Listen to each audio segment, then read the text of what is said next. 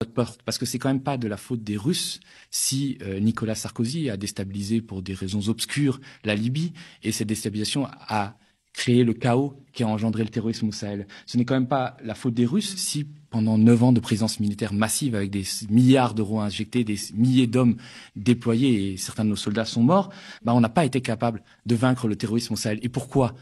Parce qu'on a justement préféré soutenir des dictateurs comme Idriss Déby au Tchad, ou des rois fainéants comme Ibrahim Boubacar Keïta au Mali, qui ont préféré faire tirer sur leurs opposants plutôt que de faire vivre leur peuple. Et c'est justement s'ils avaient développé leur pays qu'on aurait pu faire reculer les terroristes, parce que le terrorisme se nourrit de la misère. Ce n'est quand même pas la faute des Russes si, sur le perron de l'Élysée, les présidents successifs de Nicolas Sarkozy, François Hollande, Emmanuel Macron ont reçu tous les dictateurs que ce continent a pu compter. Je vais pas faire la liste, mais quand même, Paul Biya au Cameroun, Ismaël Omar Guelleh à Djibouti, Fornia Simbe au Togo, et tous les gens que j'ai cités tout à l'heure.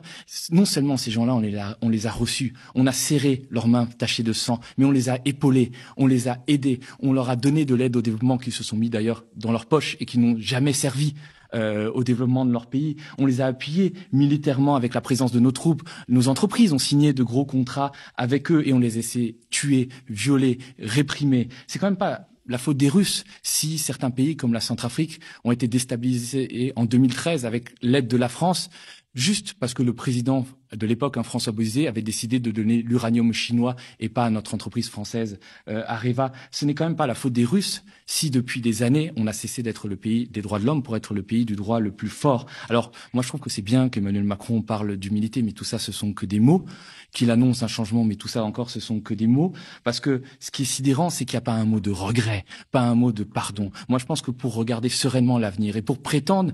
à ce que les Africains nous accordent une nouvelle chance et nous laissent construire un partenariat équitable, on devrait